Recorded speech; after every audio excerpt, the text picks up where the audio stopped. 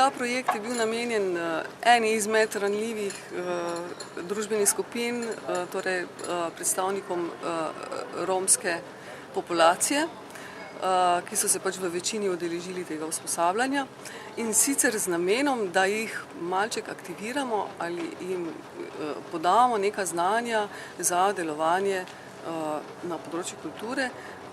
Saj smo bili, preden smo začeli izvajati projekt, mnenja, da pravzaprav sami ne znajo skozi neke prireditve in projekte izražati nekih svojih kulturnih identitet. V izobraževanje so bili vključeni vsi, ki želijo opravljati poklic na področju kulture, kot je recimo glasbenik, instrumentalist, recimo tehnična podpora, kot je oblikovanje svetlobe odrske, oblikovanje zvoka, torej tehniciranje na prireditvah in menedžerji. Vi torej prihajate iz Prekmurja? Ja, prihajam iz Prekmurja. Ste odraščali tam? Ja, v romskem naselju. Odraščala sem čisto normalno, kot vsaka tipična Romkinja, ne. Ja, jaz sem mnenja, da je pač izobraževanje ključno za pridobitev določene zaposlitve. Sama sem končala Filozofsko fakulteto v Ljubljani, sem profesorica nemščine po poklicu, drugače pa zaposlena kot raziskovalka. Na Pedagoškem inštitutu so me najeli zaradi večjih stvari, glede na to, da sem pa pač ena izmed redkih, ki je pač izobražena in še pripadnica romske skupnosti, so me nekako izkoristili, pa to naj bo v navednicah, tudi za te stvari, da pač počnem zdaj te stvari, ki jih zdaj dejansko počnem, ne.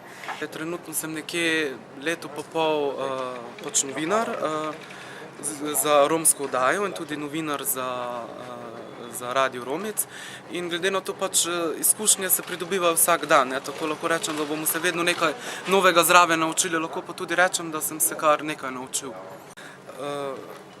Zelo dosti izkušenj sem dobil na področju kulture, kar tudi prej nisem vedel, pač kako pristopiti do nekaterih področjih in znanj. In ja, pač danes, ko je pač ta zaključek, sem pač vsi zadovoljni, da smo nekako dobili tisto potrdilo, tisto potrditev, pač da smo tudi mi Romi lahko, oziroma da lahko nekaj pač pokažemo pač za svojo kulturo in pač dajemo drugim nekaj o tem.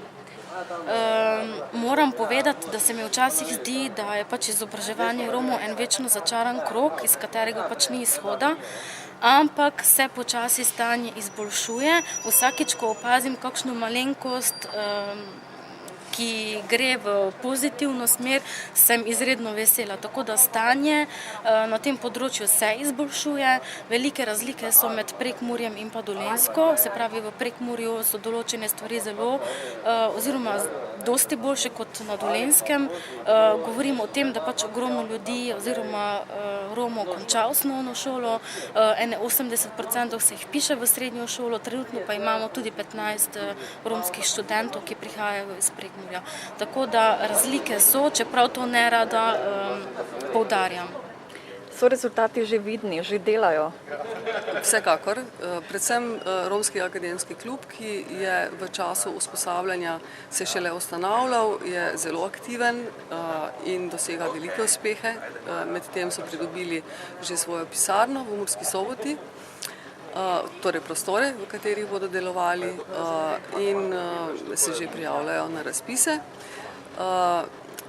Sama uresničitev cilja dviga zaposljivosti te ranljive skupine pa je dosežena skozi interes pri enem udeležencu, da bi se samo zaposlil v kulturi.